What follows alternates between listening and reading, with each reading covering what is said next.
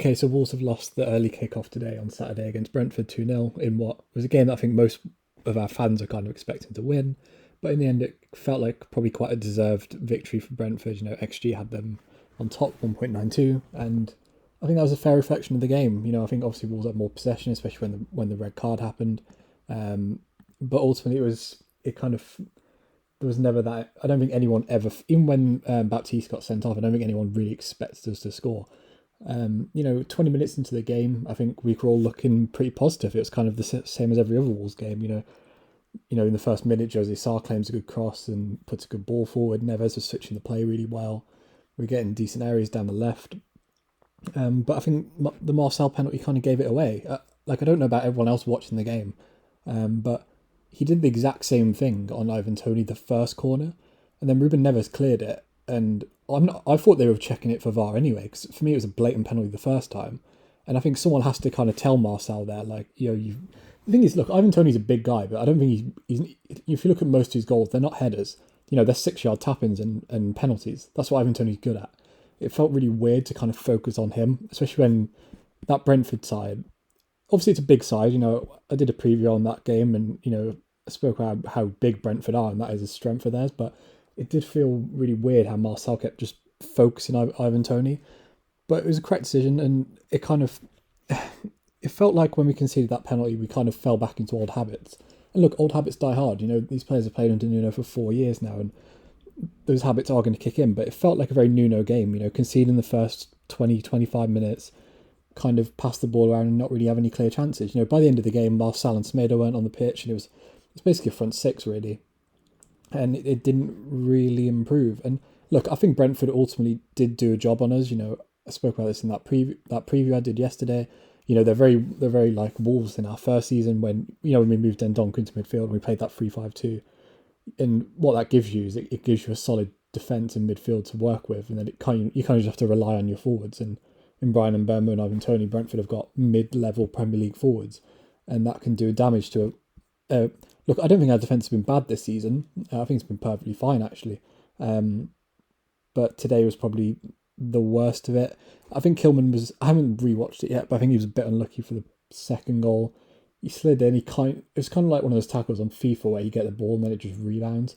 And then it was a good pass by Ivan Toney and mbeumo finishes it. But when the second half kicked off, I don't really think like anyone ever felt like we were going to get back into the game. I like the fact we went to a back four. He hooked Roman Sace and we kind of moved into midfield a bit. Kind of became more of a 4-2-3-1, but I don't think we have the midfield to play a back four. I just don't think Moutinho and Neves are good enough to play that. I don't think there's enough defensive output there at all to play a back four personally. But I get why Bruno Lage did it, and it was the kind of correct decision to try. And when Baptiste got sent off, I think everyone was like, "Oh, okay, maybe we'll step it up a bit now," but it never really happened. I think the one thing I would say is I think Brentford did a very good job of stopping that. There was a lot of fouls, a lot of clearly fake injuries. The one I don't get why the ref stopped it when it wasn't a head injury, but he kept doing that. And if after 70 minutes, I think everyone knew we weren't scoring. I think Hwang came on and had a decent impact. I was surprised how much stick Raul Jimenez was getting, actually. I went on Twitter after the game because, Wolves' Twitter is not the best of places anyway. I don't really know why I go on it, but it was just everyone slagging off Raul Jimenez, which I thought was really odd. I don't really think he did anything different to any of the other games. He was just he didn't really get the ball.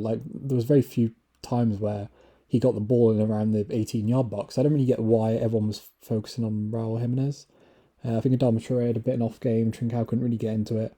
And Giammattino probably wasn't as good as he's been in other games. And ultimately, I still think this side has a evolution to go to. I think Wolves fans should probably not write off this game, obviously, because we need to get points on the board. But Brentford did do a job on us, and I think you have to give them credit for that.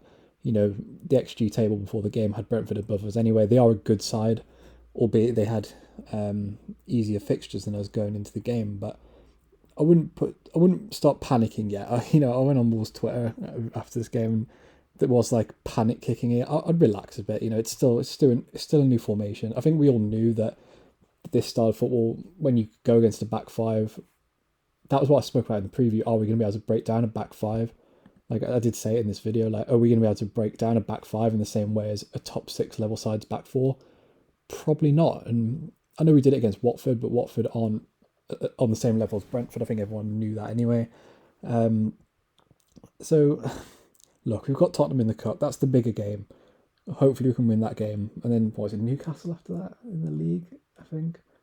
Or was it Southampton? I don't know. But I think this is a game where we've learned that maybe when we play a back five and three in front, we maybe need to change things a bit. And I think Bruno Lage will learn something from this game. And it does kind of feel like... And the annoying thing is, if Marcel didn't give that away a penalty, the game was going in our way anyway. So I don't want to go in too much. I don't want to overreact. Because, we all wanted a more attacking style of football, and you can do that with back five. And I don't think we should overreact yet. We're still 5 games in. We're not bottom of the league or anything. I wouldn't panic yet, but there are some warning signs there. That's just what I think. If you enjoyed the video, like the video, subscribe to the channel, and yeah, peace.